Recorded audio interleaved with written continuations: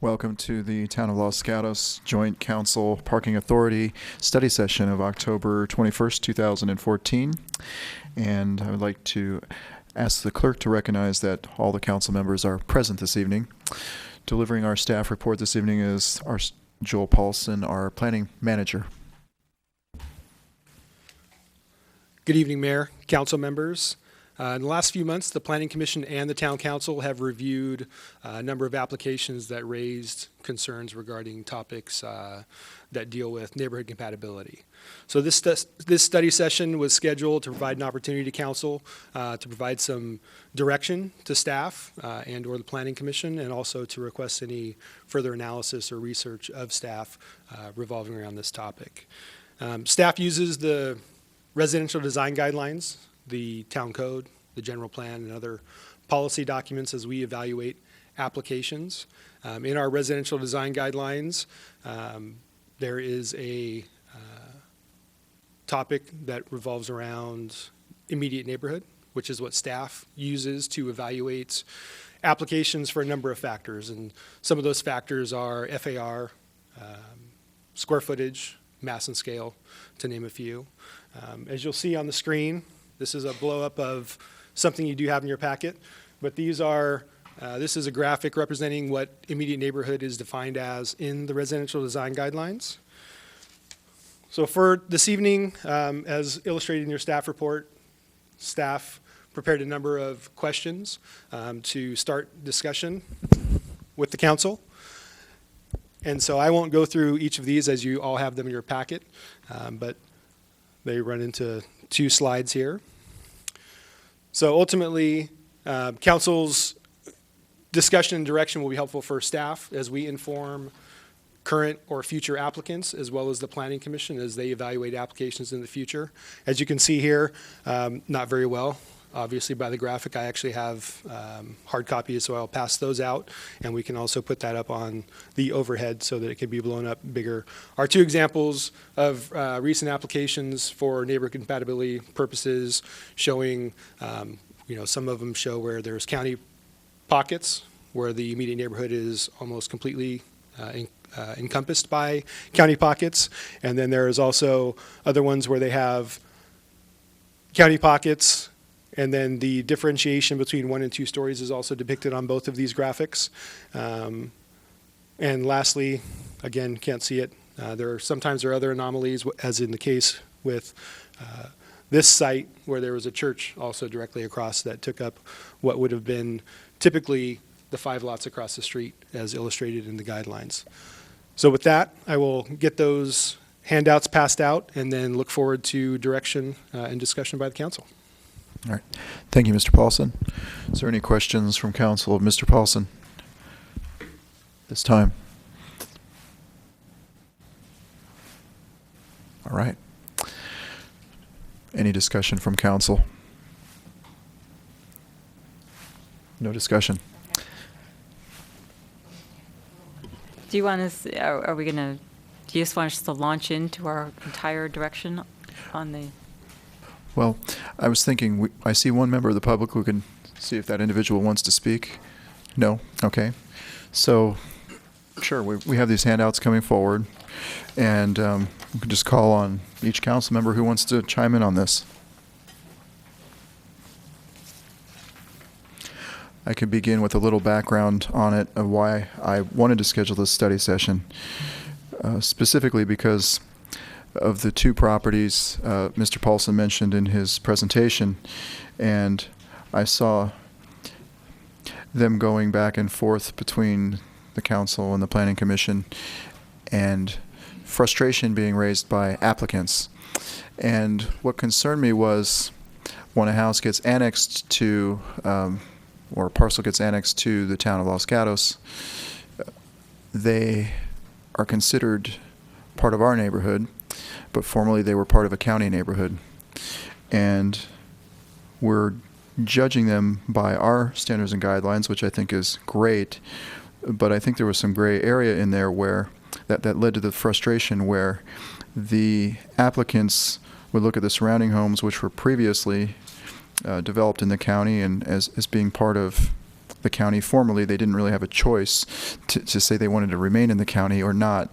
And they would come into Los Gatos, which actually has much higher standards and lower, I believe, floor area ratios in what I would consider to be better guidelines for building and construction and appearance of properties. But they were still being judged or compared to some homes in the county that were built a long time ago, when in fact they were no longer part of the county. So I think it was leading to some frustration among the applicants of why couldn't they build their home to Los Gatos standards now that they are part of Los Gatos, and why they were being compared to the county still in some respects. So I put it on the agenda to hope alleviate some of those concerns, and I'm looking forward to hearing what my fellow council members have to say on this. Vice Mayor.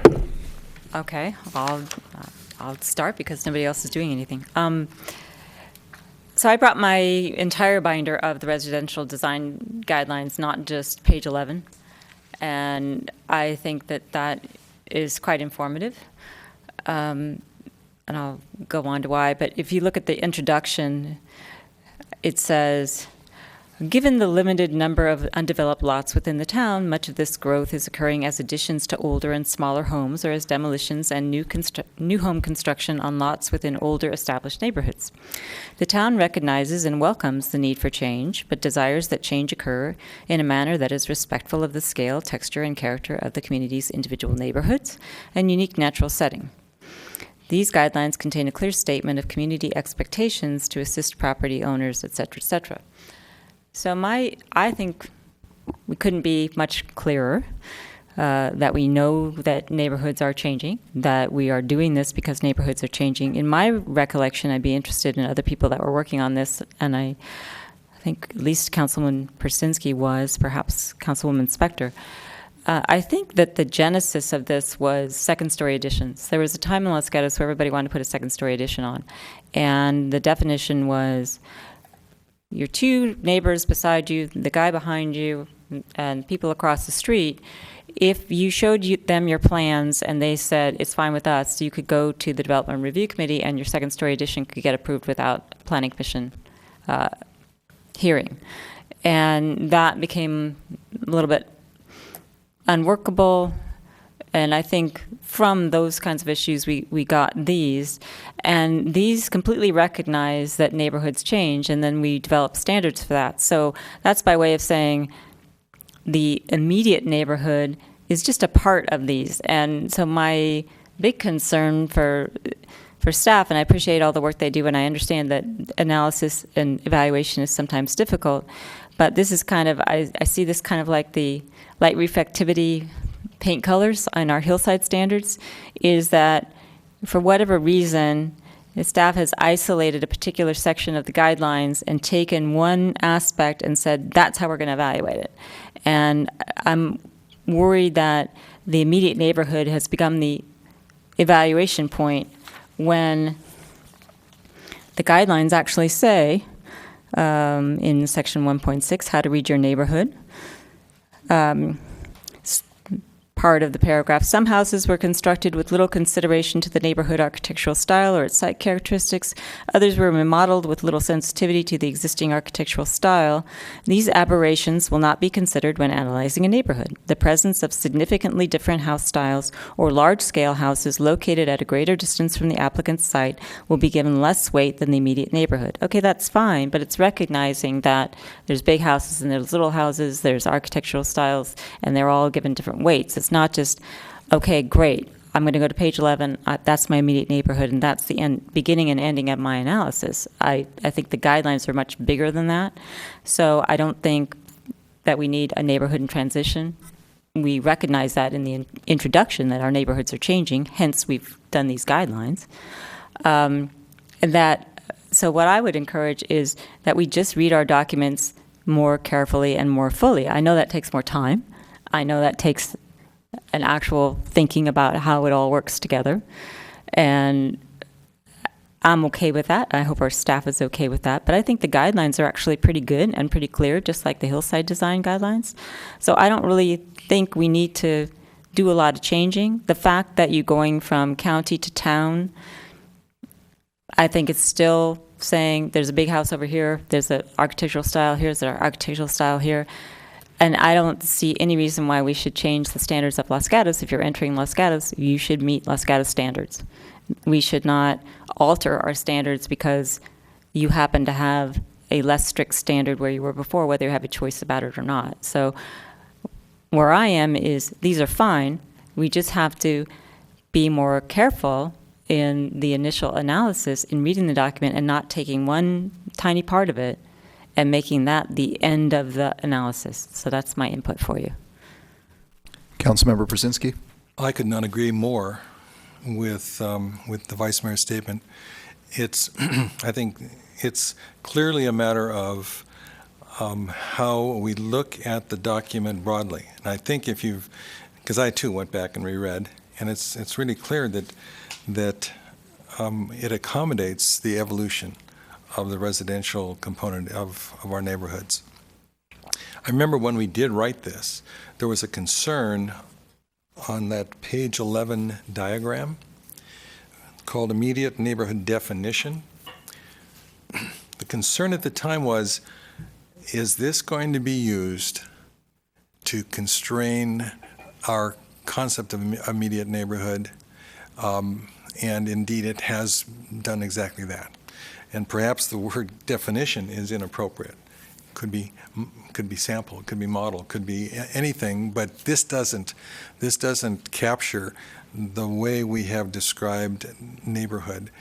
I think its sensitivity to what those immediate neighbors are going to experience, but to me it's kind of illogical. Let's say if we were looking at the interior parcel diagram, and houses 2, 3, 8, 7, and 6 were basically teardowns because they have, over time, deteriorated. If we were going with this as it's being defined now, then we would demand that somehow the house that is being proposed is compatible with those that are immediately around it. But if you look at the rest of the language in paragraph 2, 1.6, where you come to that italicized, the greatest attention will be given.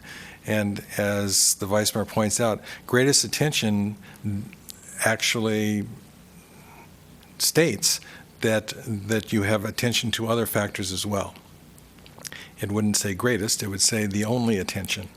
And then in the next paragraph, the fourth line, others are much more mixed and transitional.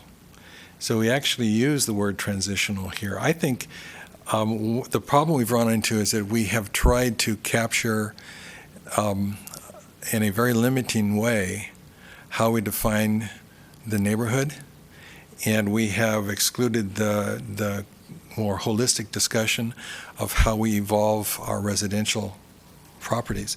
I want to turn to page 13 for a second.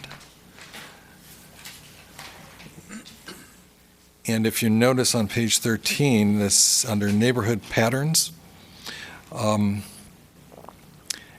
the second paragraph, about midpoint, the broad intent of the guidelines is to respect the scale and character of each of the town's individual neighborhoods. The emphasis is on neighborhood compatibility, with the recognition that some change is inevitable, may be an improvement to the existing structure and or neighborhood, and may be desired by the neighborhood. And I think that clearly says that we have to be much more focused on the entirety of the neighborhood rather than just that diagram that I think has led us astray. I would not be interested in changing the guidelines whatsoever. I think they're very appropriate. I think they're extremely comprehensive. I would just recommend that we read them in a more holistic fashion rather than just to focus on one small part that has constrained what we've attempted to do. Thank you. We'll go to Councilmember Spector and then Councilmember McNutt. Thank you, Mr. Mayor. This is an interesting discussion because when we wrote the residential guidelines, went from the General Plan Committee, Planning Commission, Council, and we who were drafting it and then we who reviewed it paid such attention to the words that we used and the paragraphs that we wrote. We paid special attention to the wording on what's attachment 1, paragraph 1.6. So those words and concepts were very carefully crafted. I wanted to do two things this evening when I listened to the staff report and reflected back on the hillside standards. I'm beginning to sound like a broken record, but it's exactly what I was doing. And the staff report said that staff is, quote, strictly limited to immediate neighborhood, close quote. And then, if you go to paragraph 1.6, as has been said, it doesn't make that statement. It uses words, as both the Vice Mayor and Mr. Przinski said, the greatest attention will be given to the immediate neighborhood, not the sole or any attention. Then it goes down to the next or down further, the presence of significantly different house styles or large-scale houses located at a greater distance from the applicant's one will be given less weight, but it doesn't say it will be given no weight than the immediate neighborhood. Next paragraph, common sense should be used when applying the diagram. So we've included all of these words that give the decision makers and the staff the opportunity to be more open-minded or broad-minded when looking at these applications and not simply looking at the diagram. That being said, I agree, I guess it was the Vice Mayor, maybe Mr. Przinski, I agree that when we're looking at neighborhoods where the house is coming in from the county, we don't want to have the county standards become our housing standards. We want our residential guidelines to be applied to the county home, but not in the strictly limited to immediate neighborhood methodology. Councilmember McNutt? Thank you, Mayor. I also worked on the residential design guidelines briefly in general plan and then as it came through the process. And I was always very concerned about the diagram. And I have lived in 2 homes in Los Gatos since 1972. And both of those homes are in non-traditional neighborhoods and are non-traditional homes. And so I kept trying to figure out how would this apply in either one of those cases, and it wouldn't. So the words that are included in that second paragraph, for example, where it talks about residents driving by are most likely to see the new structure, actually applied to a home that was built near me because of the terrain. Its address is on one street, but you don't see the house on that street. You see the house on my street down below at the bottom of the hill, but there's no consideration for that in the diagram. We have so many unusual streets and neighborhoods in Los Gatos that I think it's very difficult to try to have a chart that covers all the situations. And my fear at the time, which is what has happened, is that that's what people would focus on because that's how humans are. You focus on the pictures first because there's so many words, and that they would get locked into that. And I see that that's what's happened, both in terms sometimes on staff and sometimes on Planning Commission. They don't feel like they have the right to interpret the words or to pay more attention to the words than to the diagram. So I don't know if it necessarily needs a word change on how this diagram is labeled as much as it does just interpretation from what the council is saying this evening for staff to recognize, and hopefully it'll be conveyed to Planning Commission. I'm sure they're not watching us this evening, but they could have a written report perhaps of what we're saying because it just boxes in the thinking and the analysis and the judgment too much to rely on that that picture of a typical suburban neighborhood, which doesn't exist in very many areas of Los Gatos. Councilmember Spector?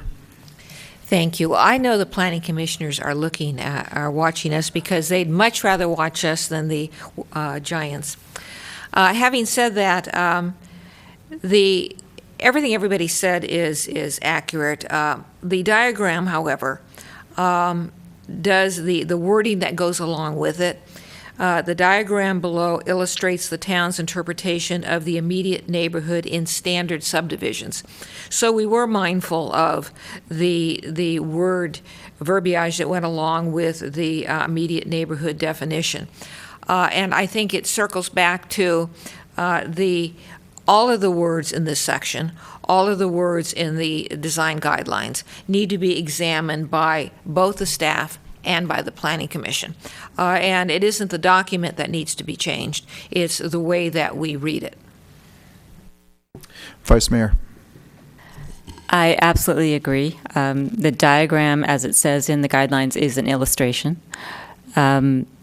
People do go to the lowest common denominator, if you will, or the easiest analytical tool.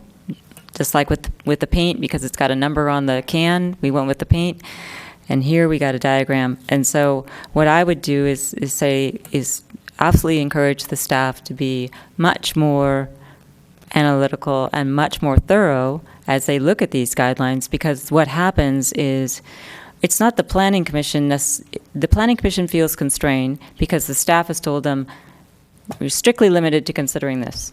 They're not policy makers, so they see a staff report that says this is all you can do. And as the most recent Planning Commissioner, I know, at least I felt like, well, okay, that's all I can do. And if somebody wants to tell me I can do something different, then the council can do that. So I would be asking the staff to look at things much more broadly.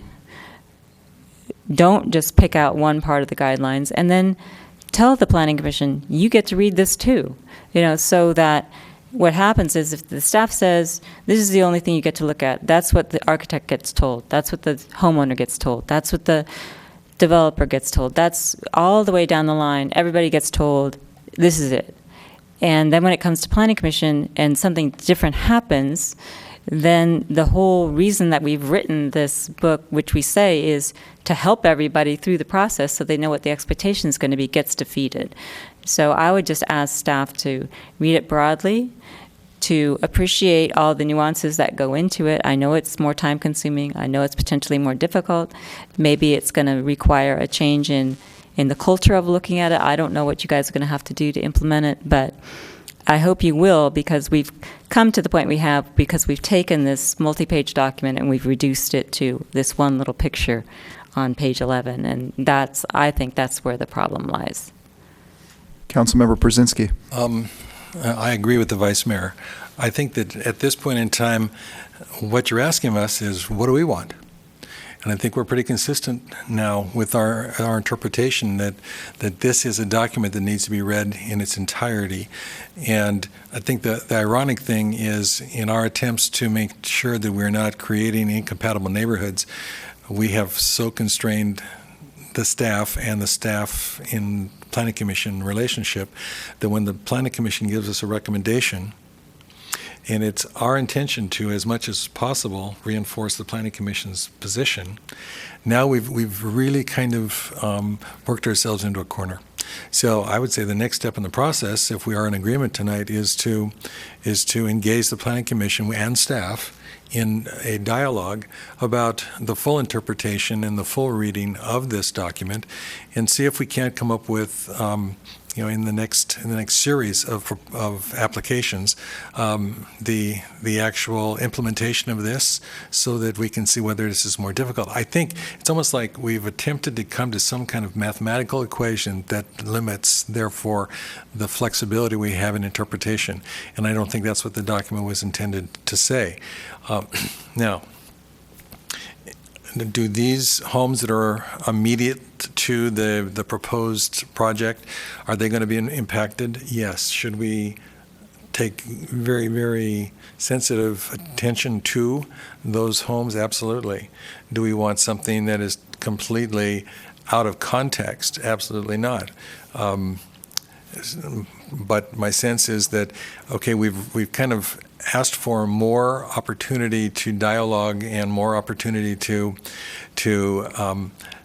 be creative in the way we're looking at a proposal in front of us, with the proviso that in any case we want to make sure that this project is the right project. And if you look around town, I think we've done a fairly decent job. And you can also tell those parts of town that perhaps were developed prior to real strong standards.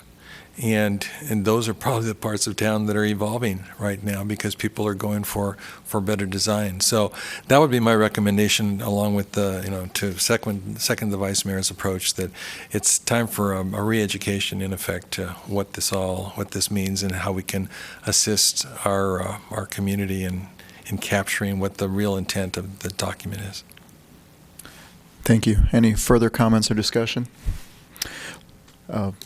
Laurel Prevetti. Thank you. I just want to thank the council for the clarity of the discussion, and certainly we recognize that the guidelines have a lot of nuance and there's a lot of great material in here. I did want to get to the question regarding the deciding body. So staff will certainly do our analysis. I just want to make sure that I'm understanding correctly that it is still your intention that if there is a large home with either a large FAR or other characteristics, that the deciding body should be the Planning Commission. I'm not sensing that you're yet comfortable with the Development Review Committee taking on that obligation, but I would appreciate any guidance you have on that. Thank you. Councilmember Spector. Planning Commission. Vice Mayor. So yes and no, Planning Commission. We had an example where the house was 162 square feet over and it got sent to the Planning Commission. It strikes me that a thoughtful analysis of the guidelines could have resulted in discussion that would have made that acceptable under the guidelines, such that it could not have gone to Planning Commission, so that when that question gets posed, I think to myself, now you're asking for another black and white, easy thing where you can go, it's 5 feet over, so it's going to Planning Commission. And that would not be the message that I'd want to give out. 99% of the time, if the staff looks at a design, it's pretty obvious whether there's an issue or not, I think. And if there's that kind of obvious issue, then it strikes me that the staff should have the ability to say, okay, you're going to go to the Planning Commission. We work with you. Here's the guidelines. Great. Now let's go to the Planning Commission. But the staff shouldn't be able to look at the submitted plans and say, you're 20 feet over, so you're going. That doesn't make sense. So I don't want to have a if-then. I want there to actually be an analysis that's consistent with what we've tried to accomplish through the guidelines. Councilmember Brzezinski. I don't know why I'm so much in agreement with the Vice Mayor tonight, but I think that this is really clear. The 162 square feet example is a great example. And my recollection at that time is that particular project, which was forwarded immediately to the Planning Commission and was now the largest house in the vicinity, with some dialogue at the Development Review Committee regarding the possibilities of where this might move. There may have been a willingness on the part of the developer at that point in time to say, 162 feet, that's like a closet and a half or something, and make some adjustments so that they could say, I hear what you're saying, this actually is either it's essential to us or not. But I do agree that how far down do you have to go before it's an automatic to the Planning Commission? That's 1 foot over, if you get to that particular point in time. So what makes a difference?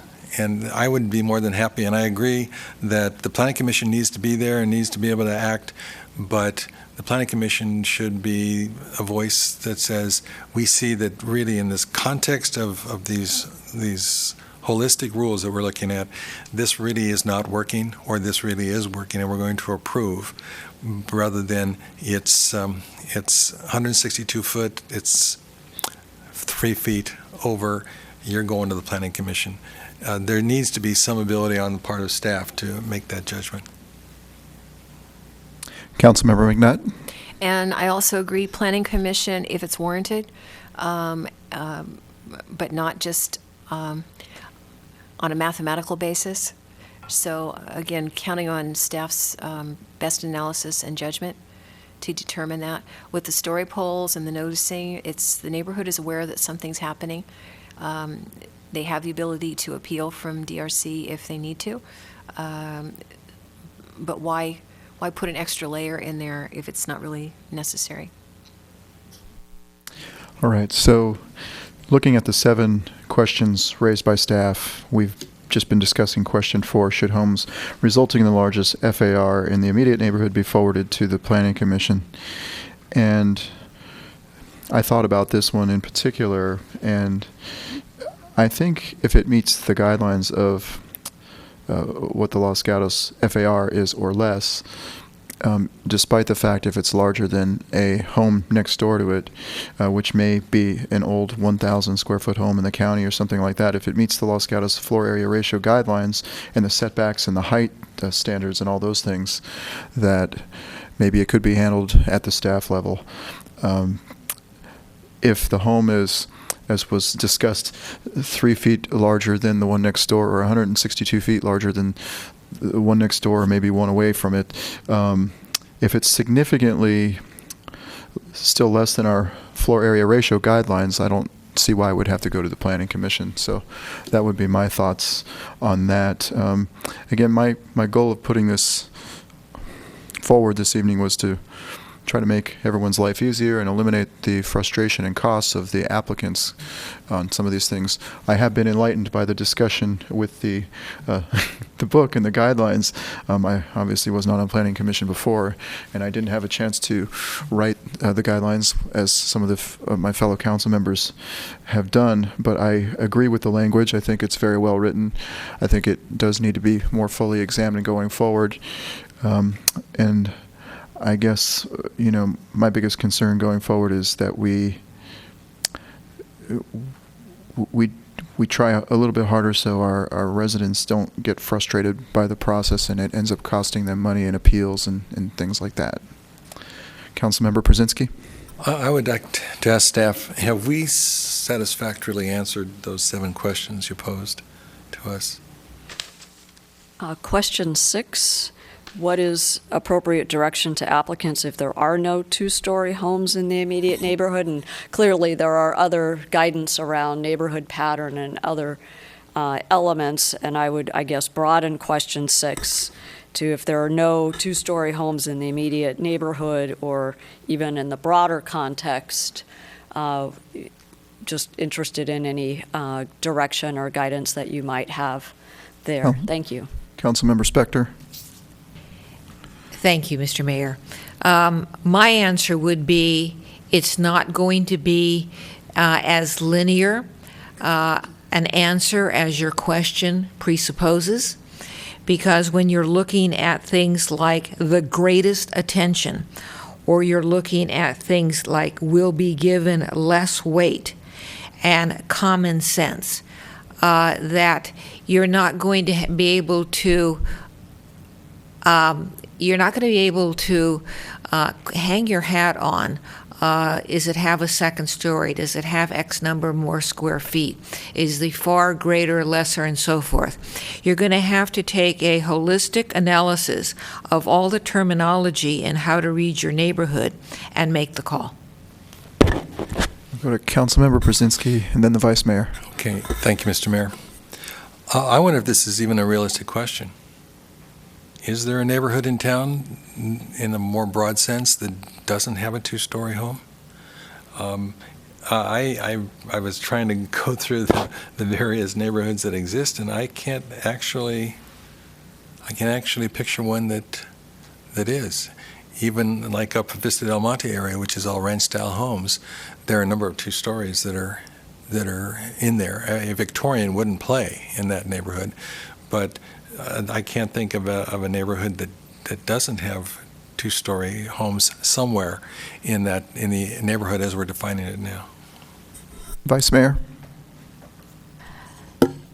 So my big picture response to your question, Ms. Pravetti, and the questions generally that we've been given, is they concern me because they can be put into a box and checked off.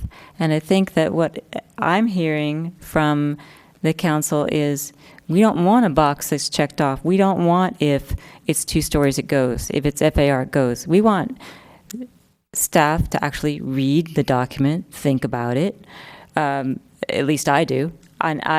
So when it says, should the definition of immediate neighborhood be changed, should this be included? It's there already. So I just want staff to take it, sit down, look at it, go, does this fit? Does it not fit? But I'm deliberately not answering the questions because I don't want there to be if this, then that, because I think that's where we've gotten into the problem.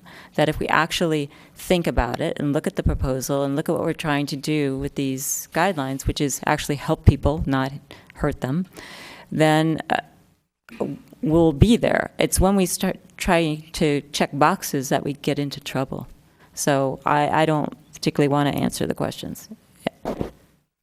Councilmember Spector? Thank you. And whether there are neighborhoods in Los Gatos that have no 2-story homes, that may be a factual issue. But if you look at the question, is what is the appropriate direction if there are no 2-story homes in the immediate neighborhood?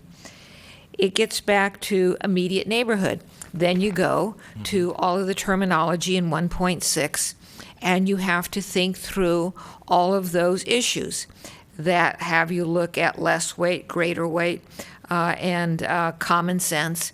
So you can't answer that question on a yes or no basis. Councilmember Brzezinski? I'd like to reframe this, though, because it has come up a couple of times with the Planning Commission, and the question has been raised, are we going to become an all 2-story residential community? And I think the follow-on statement then is that's negative. That's a bad thing. And I don't know where 2-story homes at whatever point in history became evil. But there is kind of a sense in some of the questioning that when we're talking about a 2-story home, we're already kind of one step behind the curve on this, because the sense is that somehow 2-story is not a good thing. And as the person who lives in a 1-story home here, okay, I think that as I look at my neighborhood, there are 2 stories, there are 1 stories, and it's not an issue.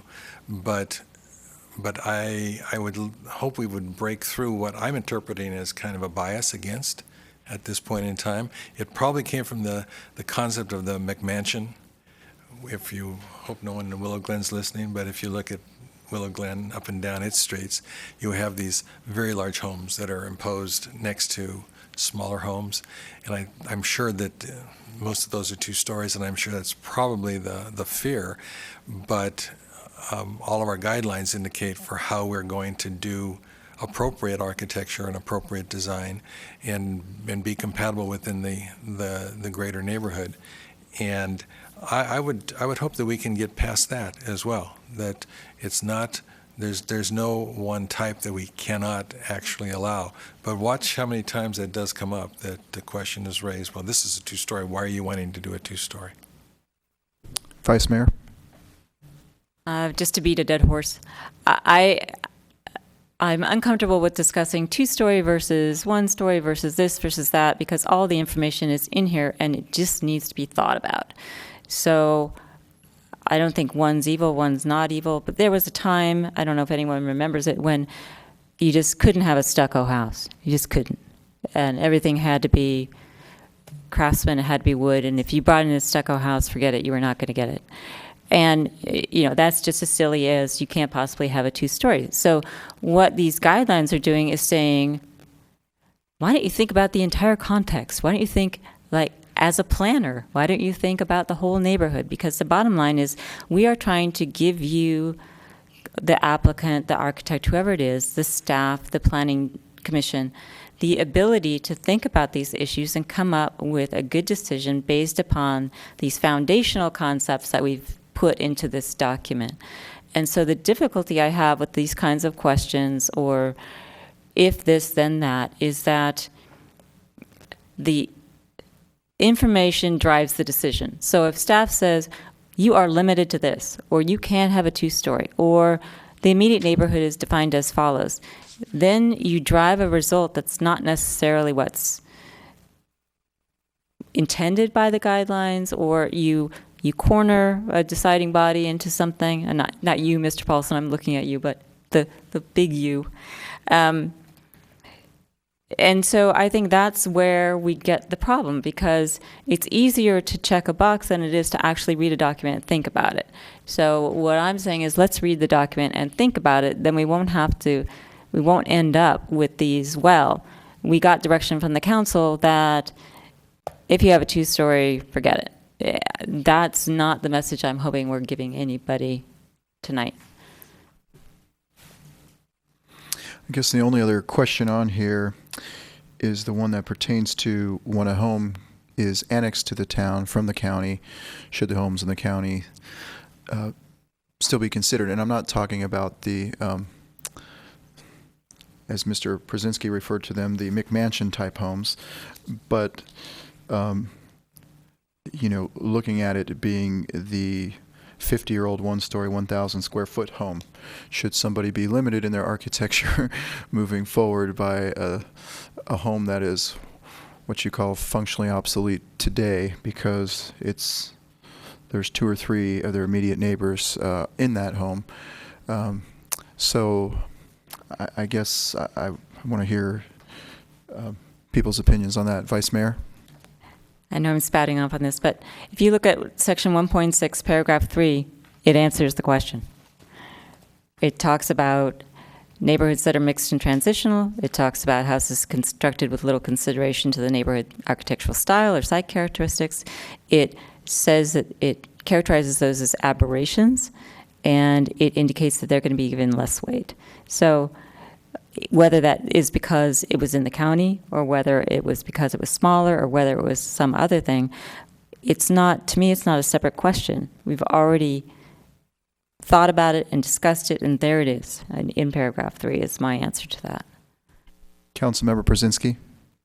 And my answer to that is, I wish it were that easy, because we have had these discussions how many times now in the course of the last several years.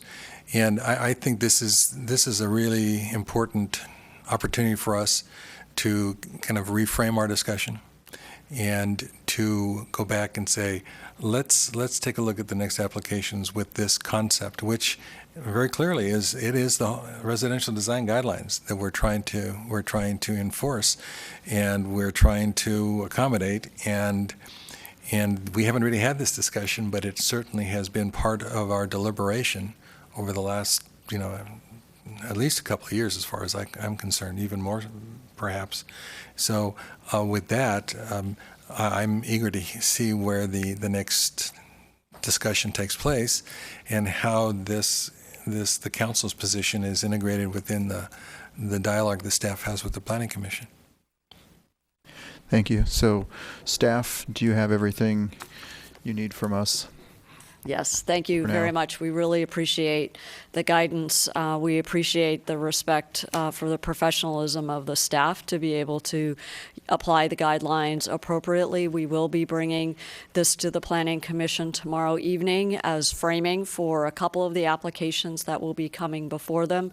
But the comment to have a study session and specific dialogue is also needed, so we will work with the chair to get that scheduled, and we'll be happy to report back to the full council. Thank you again. Vice Mayor?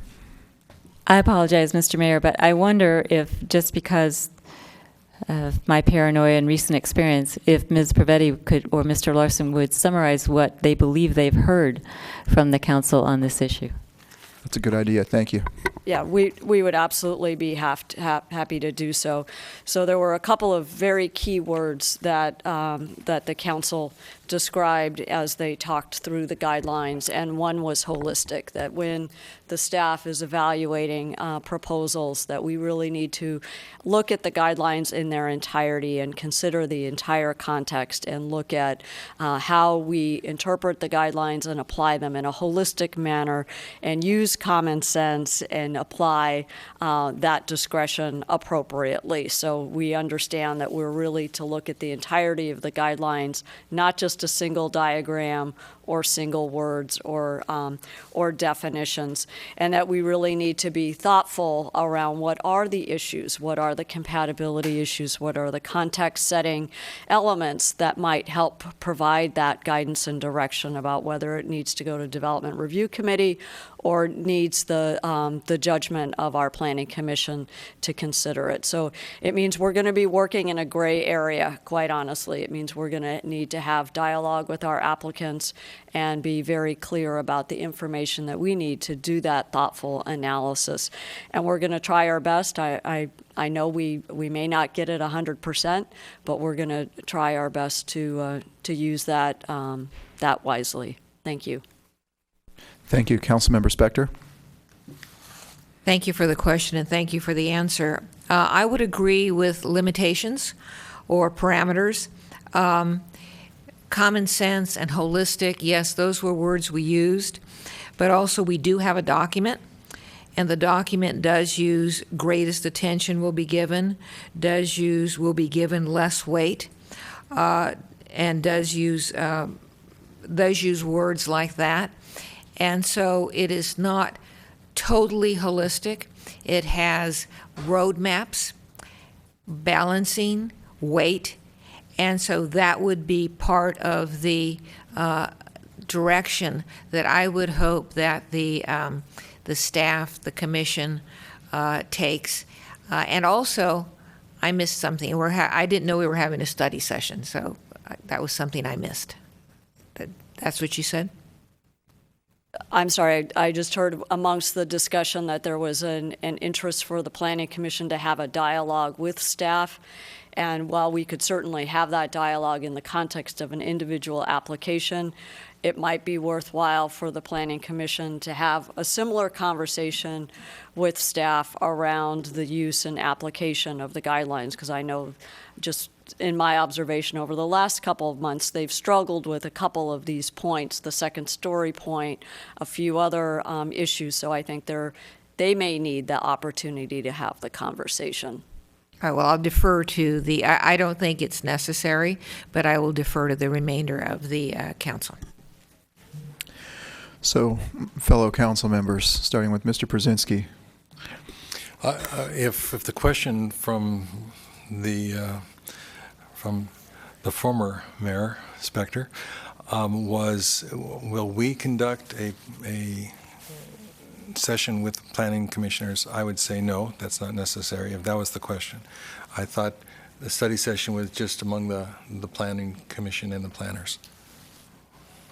Vice Mayor. I understood it to be the Planning Commission, and I think it would be up to the Planning Commission to decide whether that would be helpful to them, but not a joint study session with the council. And I agree with the Vice Mayor's comments. Councilmember McNutt. As do I.